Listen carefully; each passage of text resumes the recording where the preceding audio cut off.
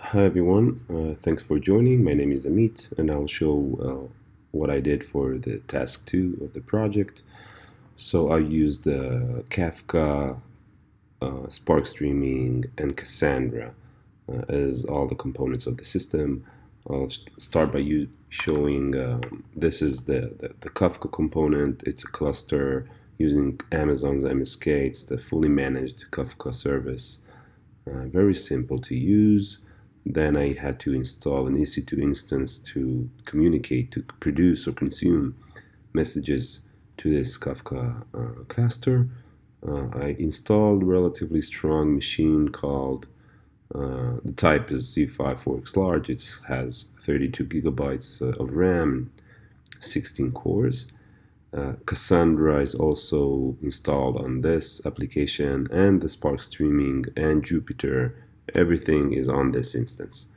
Um, so I wrote a simple Node.js application that goes over the database, cleans it, um, and then prepares it as a Kafka messages and submits it um, to the Kafka cluster. Uh, you can see it over here. I'm using an npm called Kafka node to uh, produce messages to this Kafka cluster. This is going over the CSV files and just sending all the messages to the Kafka cluster. Then I use Jupyter and Spark Streaming application over here. So this is running on the instance I just showed you. I consume all the messages from this Kafka brokers. This is the topic test. I'm parsing everything into JSONs into this dstream object. Then at the bottom I have all the queries. You can just see that I just finished the last question.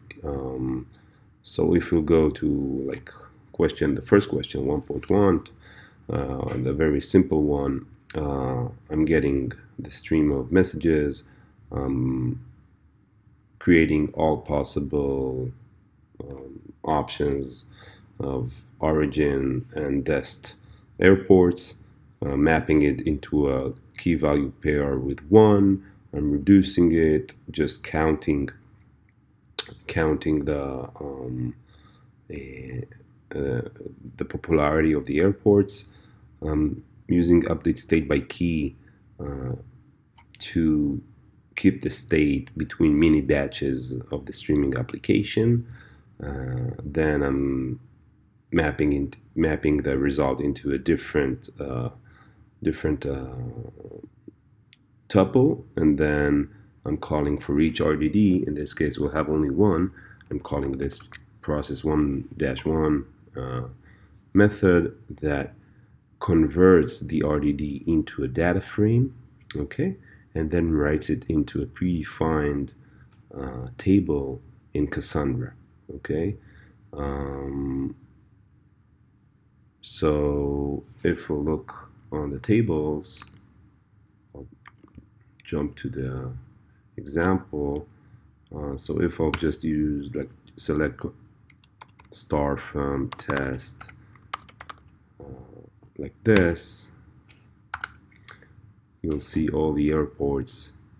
You can see I had to add a 1 as something that will be the same partition, because Cassandra needs some sort of partition key. So 1 is my partition key, and then the airports and the count are the clusters, as they call it. So I prepared all the queries in hand just to show you how it works. So this is for the first question. Okay, for example, this is for the group 1, second question. Okay, you can see the carriers by arrival delay.